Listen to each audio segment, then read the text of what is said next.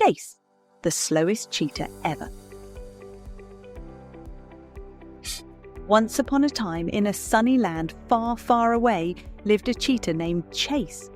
Now, most cheetahs are super duper fast, zoom, like a speedy race car. But Chase? Well, Chase was a little different. He was a slow cheetah. Not super slow like a snail, but slow for a cheetah. He just really, really liked to take his time. While other cheetahs zoomed and raced, Chase loved to look up at the big blue sky. He loved to watch fluffy clouds float by like cotton candy. He loved to see tiny birds zip and swirl.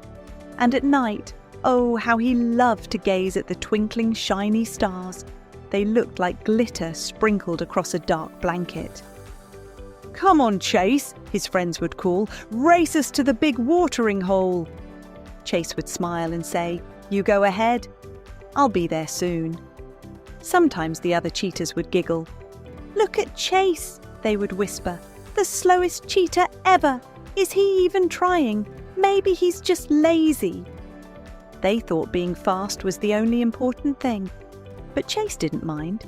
He just kept walking slowly, looking at the tiny flowers on the ground or watching a busy beetle scurry by. He knew he wasn't lazy. He was just seeing things they missed. The big watering hole was where all the animals came to drink. Elephants splashed, zebras sipped, and monkeys chattered. It was a happy, bubbly place. But one very hot sunny day, something strange happened. The big watering hole started to get smaller and smaller. The water went down, down, down. Soon it was just a little puddle. And then, poof, it was all gone. The ground was dry and cracked like a broken cookie. "Oh no!" cried the fast cheetahs. They ran around in circles, very, very worried. "Where will we drink? We're so thirsty. What will we do?" Their speedy legs couldn't help them now. They just ran faster and faster, but there was no water. Other animals started to worry too. The zebras looked sad. The monkeys stopped chattering. Everyone felt very, very thirsty. "We must find water," one very fast cheetah named Flash declared. "We'll go. We're the fastest. We can run everywhere and find a new watering hole in no time." Another speedy cheetah, Dash, nodded. "Yes, our speed will save us." Chase slowly walked up. "I can come too," he offered quietly. "Maybe I can help look." Flash and Dash looked at each other. "Sorry, Chase," said Flash. "You'll just slow us down. We need to be super fast to find water. You stay here with the rest." Dash added, "We'll be back in a flash with good news. Our speed is our superpower."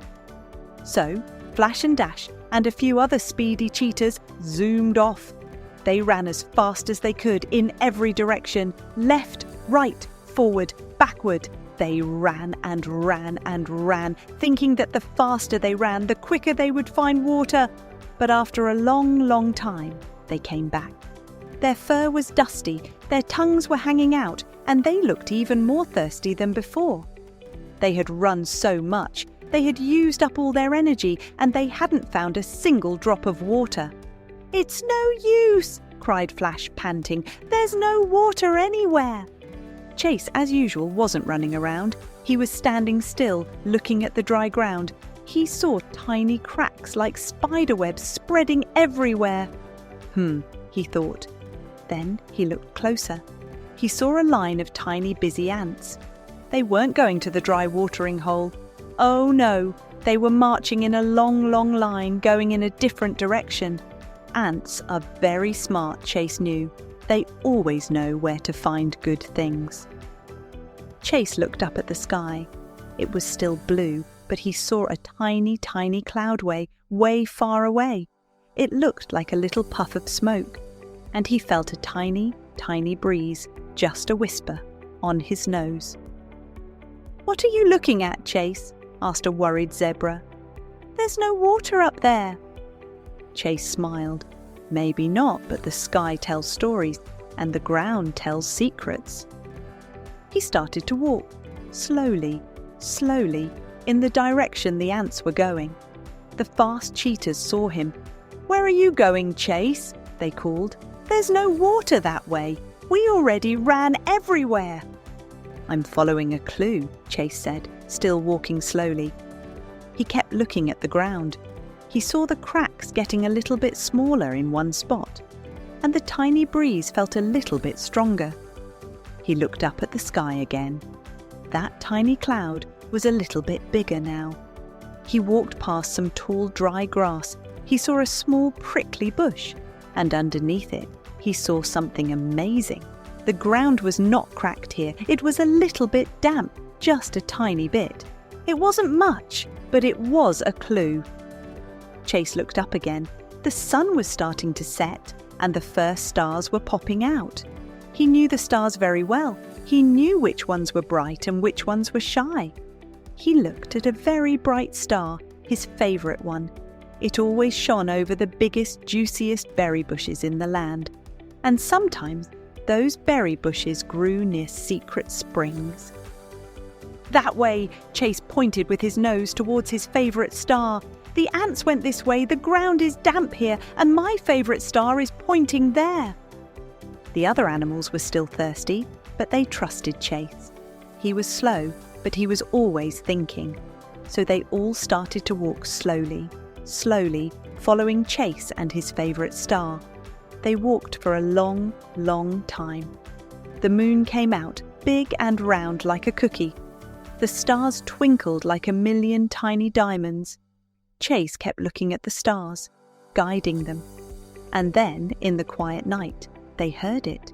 A tiny soft sound, drip, drip, splash. They walked a little further, and there it was, a brand new watering hole. It wasn't as big as the old one, but it was full of fresh, clear water. It bubbled up from the ground, cool and inviting. "Water!" cheered the animals. They ran to the new watering hole and drank until their tummies were full and happy. The fast cheetahs came to Chase. "Thank you, Chase," they said. "You saved us. We were so busy running, we didn't see the clues." Flash and Dash looked a little bit shy. "We thought being fast was all that mattered," said Flash. "But you showed us that looking closely and thinking is just as important, maybe even more." Chase smiled his slow, happy smile. "Sometimes," he said, "it's good to be slow. It gives you time to look up and look down and see all the wonderful secrets the world is telling." From that day on, the fast cheetahs still loved to race, but they also learned to slow down sometimes. And Chase? He still loved to gaze at the sky, watching the clouds by day and the twinkling stars by night, always ready to find the next secret the world had to tell. The end.